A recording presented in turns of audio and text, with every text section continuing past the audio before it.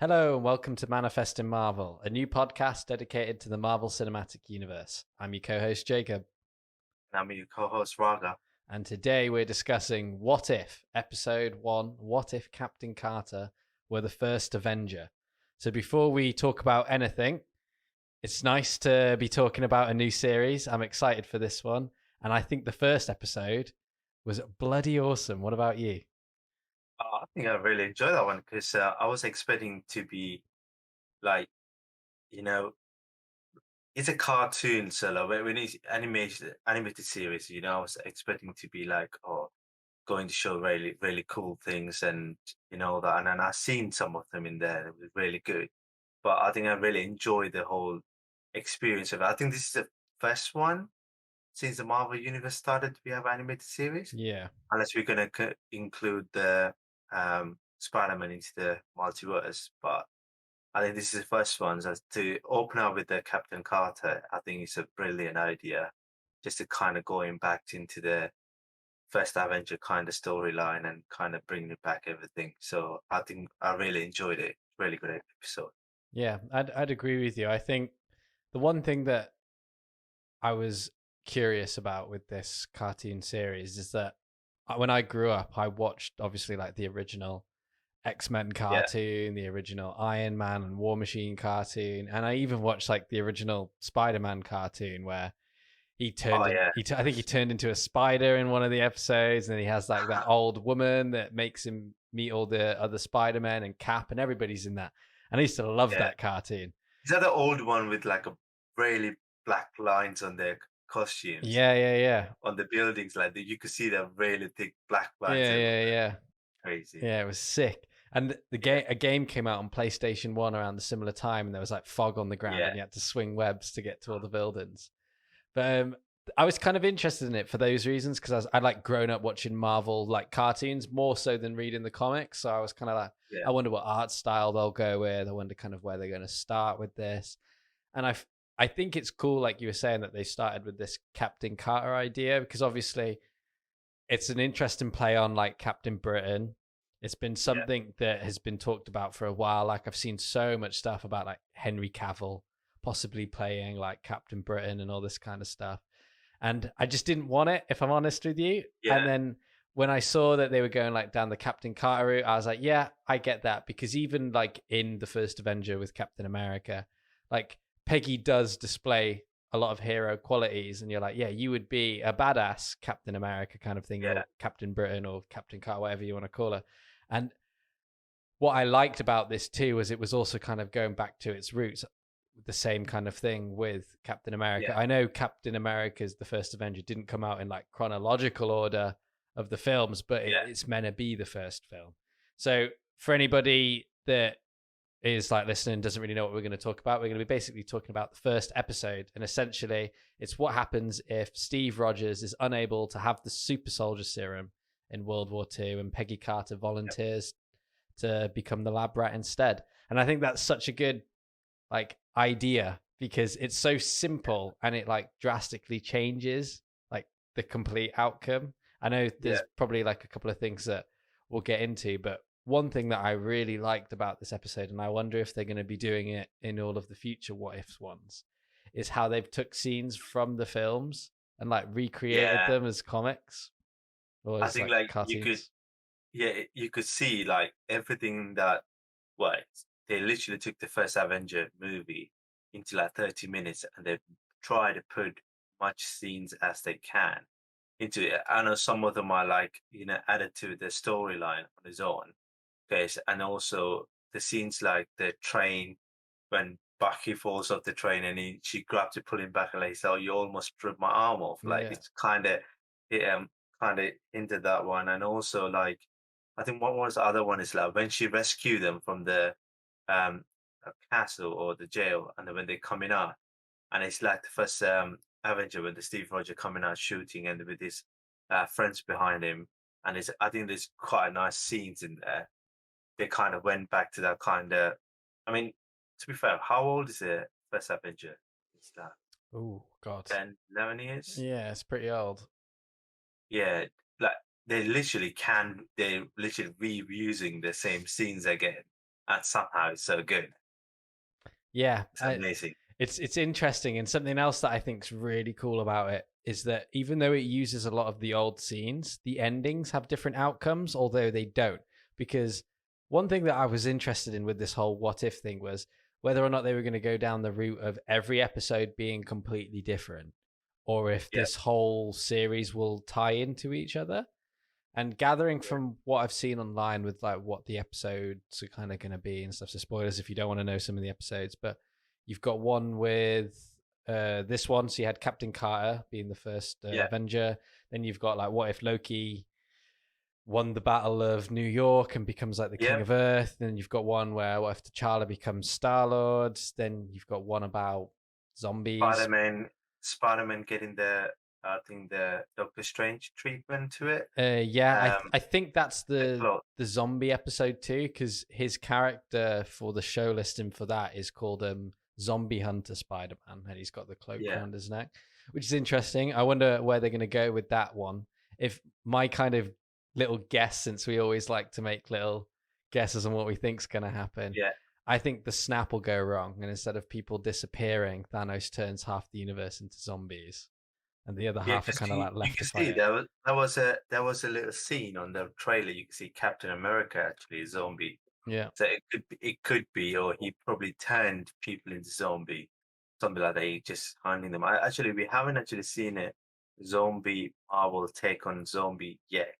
yeah. So they might be hinting something else in the future. I know we're gonna have the Blade movie coming out, but it's more of a vampire. So I'm hoping Marvel could also be touching on the zombie kind of world. That'd be very interesting to see. It would be very interesting to see. I agree with Yeah, you. It's interesting though because of they had the what's it called? They had the remember that cartoon series that we were just talking? There was that episode where Spider-Man turns into an actual spider. yeah. I was seeing today that there were 4 episodes that they didn't use in this What If series, and one of them was Spider-Man turning into a spider because they didn't think it was PG-13 appropriate, which is Oh, interesting. And then another yeah, one that they axed was Jane Foster being Thor, but they said they axed that because it was obviously the plot for Thor Love and Thunder. And then yeah, another one was the plot for Guardians 3, but they decided that they wanted that to be the film for Guardians 3. So there's some like cool little ideas kind of put in there, but we should probably get back to this one with Captain Carter. But some of the yeah, stuff that stood out to me for it were how, like you were saying, it matched so much of the film. Like you kind of knew what to expect. But yeah, I've seen the show get quite a lot of criticism online today for being too quick and too sudden and too fast. But I actually really appreciated that because for me, it's like we already know these stories. I know they're changed to have new characters in them, but like I think it suits the writer and the viewer to have it go the way that it did because we understand Cap's origin story. The only difference is that it's Peggy. And what I think was really good about this show was they kind of speed through that. They show you all the famous moments that happened in both realities, but yeah, then they pay a lot of attention to the end, like the scene with the giant dimensional octopus. I forget its name now, with Red Skull and stuff, and how yeah, yeah, they allow something new at the end and they pay a little bit more attention to it because it feels like her whole film, kind of, if you will, is in the first 15 minutes and then the last act yeah, is like the last 5 minutes. But yeah, I appreciate that, and seeing where some of these episodes are going, like I think the finale for the what if thing is called the Guardians of the Multiverse, and it's a play on yeah, the idea that it's the Guardians of the Galaxy and the Avengers together, and it's got Killmonger and all of them. So I can yeah, assume that they're all going to come together. So each episode's going to be like an origin story with the finale of them fighting some yeah, multi-diverse, multi-universe threat. But yeah, that's something that I would actually say was a plus, was the fact that it did speed through that stuff and it was very fast-paced. And I think it suited its art style too, because even though in some sections of it, it would like cut to being like a comic book, like pow and punch when she was like smashing grenades and stuff out of the air with a shield and hitting people, it also suited the art style with it being fast. It might just be because it was Captain Carter and she moves quickly and she fights quickly and it suited that art Yeah, style. I'll be interested to see if it suits the other art styles, like with Loki and with T'Challa and stuff being Star-Lord. But that was one kind of thing that I wanted to really mention in this episode, because I saw it getting a bit of stick and I thought that wasn't really well deserved, because it kind of suits what I think they're yeah. going for. I think it's for me. It's the same. I agree with you because like I find it. I've never seen an animated like cartoon from Marvel with like more than 2 hours. That would be a movie. It won't be that long. And also it's a cartoon. You expect it to be 30 minutes, 35 minutes. That's what I want to see. And also we know the story. We know what's happened in the first Avenger. So we're just literally looking at a different version and we're looking at the key points of that version rather than the whole story of like, what what do they want? Do they want a montage of like a Peggy Carter training to be something, or her backstory about growing up in England? We don't need all of that because we kind of seen them. We kind of felt around those ideas like 10 years ago. We don't Yeah. need to see that. All we need to see is how she get there, how she became the Captain Carter, and what she did differently to Steve Rogers. And I think we've seen that Yeah. in this episode. In this episode, very clearly. I think that's what I wanted to see. If you gave me an idea of like, oh, what if this happened? I want to see that much, like 30 Yeah. minutes of something going on. Because if you extend the whole story, it's make quite pointless because it will make it a bit more boring. And the way it was the whole episode moving really fast, the fighting scene, the animations, like one point I thought it was actually a 3D animation, the way she was jumping over the Yeah. fence into the castle. Like I thought like, wow, that is just crazy design on that one. So obviously they worked really hard on it because of the purpose that they wanted to be faster and quicker and shows that it's more powerful. She could be more powerful. Well, it feels like you're watching a comic book play Yeah, out in front of you, and you're like speed going through the pages like you would when you were a kid. You'd just get the comic book and you'd be like, you literally flip it through yeah, it. just going through it, what happens. And I feel like that's what it was like, but it was done in a way that was like really informative. There were a Yeah, few things that I feel like they did skip past. Like, so you had when Steve got into, I think it was called the Hydra Stomper, which basically looked like the yeah, Mark 1 Iron Man suit. yeah, They kind of kept joking, well, not joking, they kind of kept saying that it was indestructible, but they never kind of talked about what it was made from. I think it would have been cool to have had like a little nod to at least what it was, whether it was made out of like the same material vibrating. as Cap Shield, or even like adamantium like Wolverine, because there's a nod to Yeah, the X-Men, just something. Because this is obviously tied to the MCU, it's official canon, yeah, and I feel like this is Marvel's chance to really like say or do anything they want, because they don't have to pay a crazy actor and a stupid production like budget to make something. They can literally just like, obviously it still takes a lot of time animating and drawing things, but it's a lot yeah, easier to have multiple things going on in What If than it probably would be to have in a film. So that was something that I thought would be kind of cool to get touched on. Another thing that I really liked was Bucky Barnes, like yeah, being in there again. I thought it was interesting to see him kind of play out a different role. And as you're saying, I liked his joke about his arm almost being ripped off by Peggy. yeah, I wonder, because I've seen a few things online about Captain Carter being in Multiverse of Madness. So I wonder if in that film, Doctor Strange will go to the cartoon universe and interact with Peggy there, or if we will actually see Peggy in the Captain Carter suit in the Doctor Strange film. I wonder which way that goes. See, this is what I was just like confusing. I well, not confusing. I would just want to see how they would do it because I really want them to have an animated character in there. So it's make our young, our childhood kind of come to life because we've seen this. We never seen what 2004, 2003 the Spider-Man come out. Before that, we were seeing Spider-Man on Yeah. animated version of it. So it'd be really cool to see how they could bring that into this because anything exists in Marvel, so they could actually Yeah. do that. And like, Like, if you one prime film example for that too is probably the first Space Jam.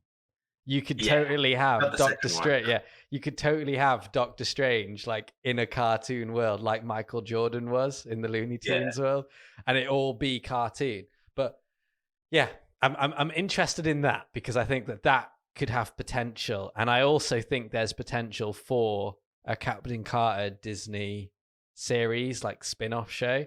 I think she's a really good, like, well, first of all, she's a really good actor. I think she plays Peggy Carter really well. I think even just watching this, I feel a little bit cheated that we didn't have Steve Rogers voiced by Chris Evans.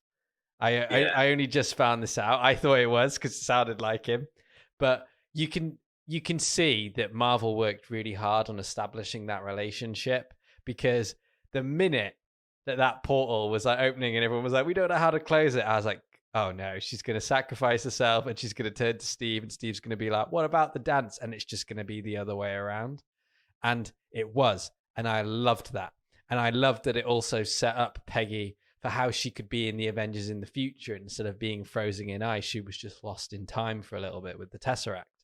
And both of those things, I was like, oh, that's great. That's such a good way of showing like this multiverse, because obviously to me and you, this whole multiverse idea, we knew about it because of the comics, but this show's only really been going since the Loki show, and that kind of really opened us up to the multiverse. And each week, listeners probably heard us react to new ideas that we had and how mind blown we were and all the different things. And as that series went on, it kind of showed us like how crazy things were going to get.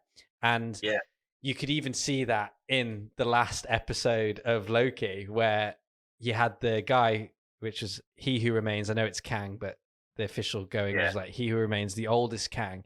And he was explaining how like all the different versions of him throughout time like helped each other out. They all discovered each other in the 31st century.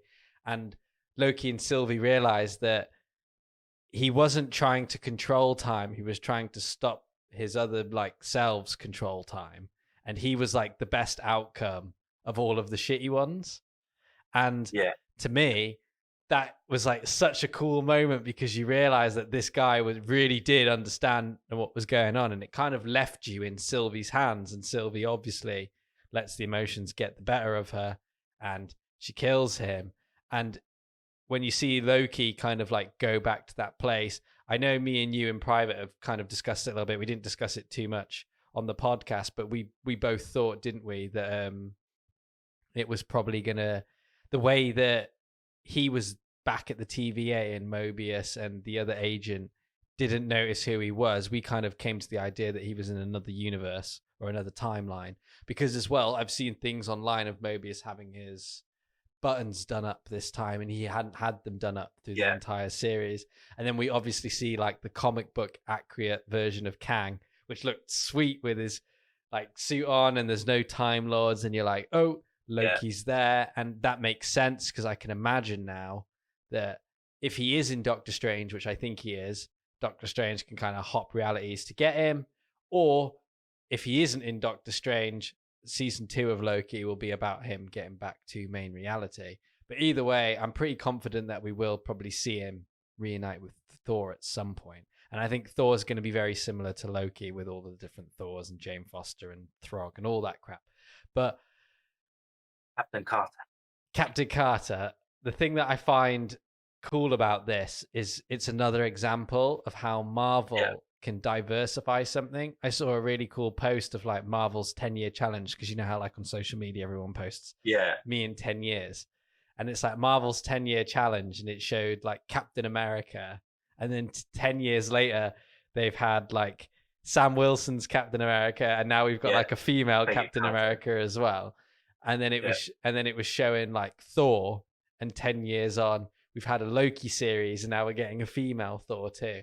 And I think it's really cool, because there's not many like powerhouse studios that are probably as big as Marvel that would do this, that are doing it. Like, they've notoriously took chances, and it always seems to like pay off. And I'm getting to a point now where like it doesn't really matter what they put out. I have quite a lot of trust in it that it's going to be good. Like, I didn't see much promotion for What If. Maybe I just was on a different algorithm this time, or I hadn't really Googled it a lot. But like, I hadn't seen much to it like I had with Loki and WandaVision and everything else. But and I wasn't really even that hyped. I was excited, like I said at the start, because of being interesting cartoons, but it was kind of like, oh, What If's out today, let's watch it kind of thing. Yeah. But I still loved it, and like my partner loved it, and she's never really been into cartoons, and it was just really cool. And it was also interesting seeing it through like a female's eye too, like seeing all of like Yeah. how the generals and everybody treated her and stuff, and it being like, wow, it's exactly the same, but just in like new eyes. And that's what I'm really Yeah. appreciating with everything that Marvel have done since Endgame, is like it's re-envisioned, and Yeah. I feel like it was what's needed. And especially like now, like they've picked such a good time to launch their Disney service, like in pandemic and everything, and giving us all these shows. It's Yeah, I the mean, best. it's we get to at least see one episode of something about Marvel. That's like a one step closer to the next one. Yeah, Because like I remember, like me and you used to back in about 2015, I think, used to moan about how they're only releasing 3 movies a year, and it's yeah, just annoying because we have like uni and everything. We fit around, go to theater at midnight, watch it and all that, but we have to wait so long to get another one, yeah, and even so long to get another version, like second part of it. But it's crazy now, we with the new platform and everything from Disney, that we could actually have something from Marvel every week throughout the whole year. And that's not just, oh, because they delivering it in a pace where, um, like for example, like if you looked at it, the Avengers took what, 2008? Is it when the Iron Man came out? 2008, 2009? I might be wrong. I'm not sure. 2008. Yeah, it's Yeah, around is it there. like 2008 until 2012, where the first Avenger movie came out? 4 years in the build up to actually get it. Now we're into what, fourth series, and we're already into multiverse. Yeah, That and Loki series kicked it off, and now we just having to explore. Well, what are the things that happen in the multiverse in a cartoon version? It could be a cartoon version, it could be a real version. Obviously, it's better, easy for them if they want to tease us with about multiverse. Easy to do animated version rather than actually doing the proper shoot with yeah, actors. And especially if you're thinking about time where we are now, with the lockdowns and everything being, it would have been so delayed. But I feel like the Marvel is not moving 10 times. I feel like Marvel is actually moving 10 times faster than it was before. yeah, So I think we kind of going into multiverse. So it's really good to see they're releasing every week, and they're really good to see they're honoring all these characters on their way by giving them another opportunity in a different set of eyes. yeah. No, I'd agree with you, and I think it's just Marvel again showing that they like to take chances and they like to show you all the crazy stuff. And I can imagine that this had so many ideas on the drawing board Yeah, before they went into it, because they could probably just look at all of the concept art that they didn't use in the films and go, well, what if this did happen? Because it didn't happen in the main universe. Do you know what I mean? And like, I bet they had so much stuff to come from. remember that one? What if Ant-Man went up Thanos and blew himself up? Yeah, do you And remember? the Yeah, yeah. See, you can have all sorts of stuff, but I did really enjoy it, and obviously we did have a couple of returning actors, didn't we? So we had the official Haley Atwell playing Peggy Carter. Yeah, We had Sebastian Stan playing Bucky Barnes. right. We had Samuel L. Jackson playing Nick Fury, Jeremy Renner playing Hawkeye, and then we had the Ross dude playing Red Skull again, the guy that Yeah, took on the role in Infinity War and Endgame, not the guy that originally played Red Skull, but couldn't even notice with that one. All the voices sound the same. But I really yeah, like that they got Jeffrey Wright to play the Watcher as well. I appreciate his little intro, and he's like, "I am the yeah. Watcher, and I do not get involved," and all this kind of stuff. It's very, very cool. The, the part with the Watcher it came out, it's amazed me because like this character we've seen them when they were traveling through in Guardian of the Galaxy, when they're going through, we've seen the Watcher Mm, where Stan Lee was sitting there talking, and it's good to see they kind of expanding the Watcher character into it. So we might be obviously going to see him throughout the whole multi-universe at some point. Actually, when they can actually interfere, like to stop something, I or don't. when, I don't actually think they do, because in the comics isn't there a there's a comic that's like who killed the Watcher, didn't it? Because the Watcher just Yeah, dies and he gets killed yeah. I by think there's a someone. yeah. I will be good to see because I know in the Fantastic Four and stuff like that they will normally appear on them. Yeah, So it'll be good to see like what they can do. Because if they're just narrating stories, they could narrate all sorts of stories to us. yeah. That'd be Another really cool. another interesting thing that I thought about it. It was the intro to What If was very similar to the intro for the last episode of Loki, Yeah, which people have probably seen me say on Twitter is the best Marvel intro that has ever existed in a Marvel franchise or film or anything. That intro where it has all of the different heroes, and it's like playing all of their different bits and it's got the old fashioned music and it's flying through the universe on Loki, the final episode. Crazy, right? And I really appreciated how it looked so similar for the What If cartoon. Like you had all of the different blips of the people and the shattered glass, and yeah, then even the timelines, like these like beams of light, it looked the same as what was in Loki. How it all started branching off and stuff, and it just excites me because instead of I remember when me and you were at uni and we would talk about these films, right? And it blew our mind when Spider-Man was in Civil War because we were like, "Oh my god, Spider-Man's oh coming back yeah, to Marvel." And like nowadays, it's gone from being like, "Can you imagine if this would happen?" to being like, "It probably will happen." And another yeah. six variants of it will probably happen now too.